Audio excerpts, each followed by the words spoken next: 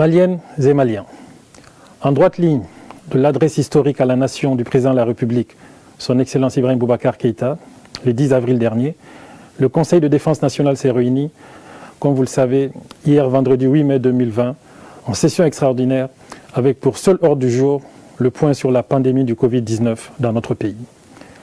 Il s'agissait de voir le chemin parcouru depuis le 23 mars, où les premiers cas de coronavirus étaient officiellement déclarés sur notre territoire. Nous avons évalué ce que nous avons fait de bien et ce que nous avons fait de moins bien, ce que nous n'avons pu faire et ce qu'il nous reste à faire. Il y a à s'entendre sur comment le faire, avec qui le faire et où le faire. Ce que nous pouvons dire à ce sujet est que le mal sévit parmi nous. Le rapport du Conseil scientifique présenté au Conseil est à la fois succinct et édifiant. Il nous dit qu'à des degrés divers, il se trouve pratiquement dans toutes nos régions administratives. Nous frôlons les 700 cas confirmés de Covid-19 avec plus de 2000 personnes, contacts suivis, un peu moins de 300 guérisons et nous déplorons hélas 35 décès.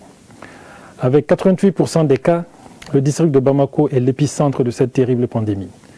La tranche d'âge des 35-54 ans est la plus touchée, avec près de 40% des cas d'infection. Cette catégorie est suivie par celle des 55 ans et plus, avec un peu moins de 35%. Puis vient la tranche d'âge des 15-34 ans, qui représente 24% des personnes contaminées. Les hommes sont 2 fois plus touchés que les femmes, aussi bien pour l'infection que pour la mortalité. Et la répartition des cas et des décès par semaine épidémiologique ne laisse la place à aucun doute. Le coronavirus progresse chez nous à un rythme qui est à la mesure des défis. Le premier des défis est notre capacité à faire des tests. À ce jour, ce sont près de 3000 tests qui ont été réalisés dans 4 laboratoires, tous à Bamako. D'où la nécessité de renforcer les capacités de tests et de prise en charge dans nos régions. Ce renforcement est en cours à travers l'effort du gouvernement, mais également l'accompagnement de certains de nos partenaires. Demain matin, atterrira à l'aéroport international Modibo Keïta Bamako-Sénou un avion envoyé par son Altesse Cheikh Mohammed Ben Zayed, prince héritier des Émirats arabes unis, avec à son bord 10 tonnes de matériel, dont 5000 tests, et cela à la demande du président de la République. Mesdames et messieurs, tel est le tableau de l'épidémie du Covid-19 au Mali à ce jour. En le comparant à d'autres pays, certains peuvent s'en consoler. Ce n'est pas le cas du gouvernement, car celui-ci sait que le 17 mars 2020, date du premier Conseil national de défense exclusivement dédié au Covid-19, notre pays ne comptait encore aucun cas de contamination. Il sait également que 6 jours plus tard, le premier cas était signalé. Et il sait enfin qu'il a pris moins de 2 mois pour avoir 700 malades dans notre pays. Le message est très clair. Il invite à plus d'action, une action soutenue, cohérente, décisive, volontariste, sans aucune volonté de nuire, et avec pour seul souci le bien-être de nos frères et sœurs, de nos parents, de nos enfants.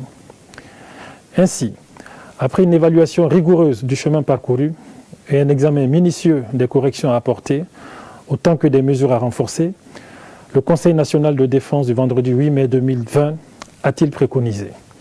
Premièrement, le port obligatoire du masque dans les espaces publics. Deuxièmement, la prorogation jusqu'au 2 juin prochain de la fermeture des écoles primaires, secondaires et supérieures. Troisièmement, la levée du couvre-feu sur l'étendue du territoire national. Le programme présidentiel « Un Malien, un masque » est en cours, comme vous avez eu à le constater. Je prends ici l'engagement qu'il sera une réalité tangible et vérifiable dans le plus proche avenir. Pour que les masques puissent être disponibles sur place, nos tailleurs, nos artisans, nos militaires qui sont déjà à l'œuvre seront davantage sollicités. Le défi de produire des masques réutilisables ici au Mali, pays de coton et de créativité, sera les relever, Inch'Allah. Simultanément, le gouvernement intensifiera le plaidoyer pour que le port du masque soit un réflexe partagé par tous. À cet effet, une stratégie de proximité sera mise en œuvre afin que chaque femme, chaque homme, chaque enfant de ce pays s'approprie le masque comme principale barrière contre la pandémie, comme moyen privilégié de se protéger et de protéger les autres. Dans une culture comme la nôtre, où nous sommes tous des cousins et cousines, le port du masque est une manière efficace d'observer la distanciation physique requise pour vaincre un mal qui a mis à genoux le système sanitaire et l'économie des pays parmi les plus puissants au monde. L'expérience de pays asiatiques qui ont su dompter le Covid-19 montre à suffisance que le meilleur confinement, c'est le masque, que la meilleure prévention, c'est le masque. Sur les instructions du président de la République, le gouvernement redoublera d'efforts afin de tester toutes les personnes contacts identifiées et de les prendre en charge au besoin. Nos moyens sont justes, parce qu'ils sont ceux d'un pays en guerre contre l'insécurité et le sous-développement. Mais nous tenons à élargir nos capacités et nos compétences pour mieux relever les défis induits par le Covid. Nous pouvons faire beaucoup plus et beaucoup mieux, et nous le ferons, Inch'Allah. Maliennes et Maliens, lors de ce Conseil national de défense et avant ce Conseil, à chaque fois qu'il a eu l'occasion d'aborder le sujet, le chef de l'État a insisté sur le devoir de compassion avec les couches les plus vulnérables de notre population. Toutes les mesures sociales contenues dans l'adresse présidentielle du 10 avril seront entièrement mises en œuvre. Le chef de gouvernement que je suis s'emploiera non seulement à accélérer l'application, mais également à diligenter l'évaluation de l'exercice, une évaluation à laquelle seront associées d'autres parties prenantes, dont des agents des municipalités, des chefferies de quartier, des représentants des ménages, des associations de consommateurs. L'opération de distribution gratuite de vivres aux familles les plus démunies est à l'œuvre, comme vous avez pu le constater.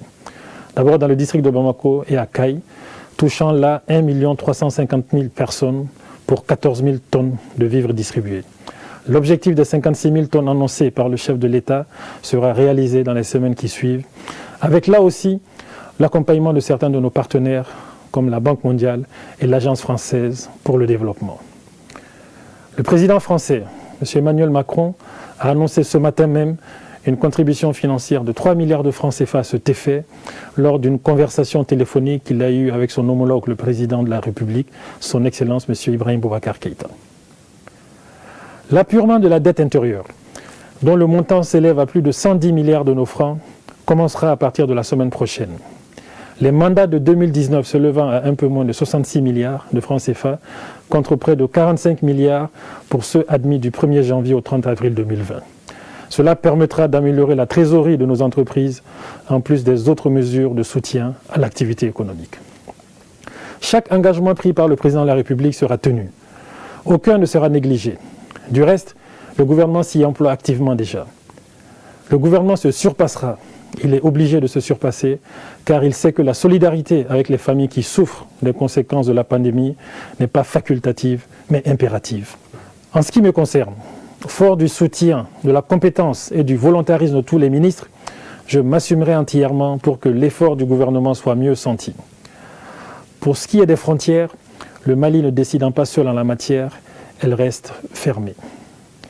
Mesdames et messieurs, je tenais à partager avec vous ce moment d'échange basé sur la vérité. La vérité est que le virus est dans notre pays, parce qu'il voyage énormément. Du reste, nulle nation n'est épargnée, nul État n'est épargné, nulle communauté n'est épargnée. Rien n'aura autant chamboulé nos vies que ce virus devant lequel le monde entier tremble. Certes, ici chez nous, comme dans d'autres pays africains, 2 mois après son apparition, le mal aura jusque-là fait moins de dégâts que ne le craignaient les spécialistes. Nous espérons que cela durera. En ce mois béni de Ramadan, nous devons tous prier pour que notre pays, assailli par déjà trop d'autres défis, paye le prix le moins lourd possible à cette terrible pandémie. Mais l'action est la plus grande prière que nous pouvons nous faire. Alors agissons sans tarder. Abandonnons les postures de défiance ou les propos obscurantistes. Méditons le seul fait que les lieux saints de l'islam sont fermés et que les lieux saints du christianisme sont fermés et que de tels précédents remontent très loin dans l'histoire. Nous devons donc veiller davantage sur nous-mêmes. Nous devons rester en vie pour nos enfants, nos conjoints, nos parents et pour notre pays qui a besoin de chacun de ses enfants. Respectons les gestes barrières. Portons le masque et observons ensemble des consignes des autorités sanitaires.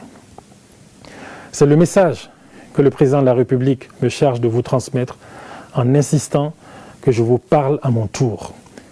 Il vous a parlé, il vous parle depuis longtemps, il vous parle tous les jours sur la question du coronavirus. Vous le voyez tous les jours répéter les gestes qui sauvent. Imitons-le, car il n'a qu'un seul agenda, nuit et jour, le bonheur et le confort du peuple, de notre peuple. Le gouvernement du Mali aussi n'a qu'un agenda, le bonheur et le confort du peuple, de notre peuple. Il n'y dérogera pas, car il sait l'enjeu, il sait l'extrême gravité de ce moment où sa première priorité doit être de gagner son combat contre le Covid, sa deuxième priorité de gagner le combat contre le Covid et sa troisième priorité de gagner le combat contre le Covid. En restant concentré et en restant mobilisé. Ramadan Karim, vive le Mali.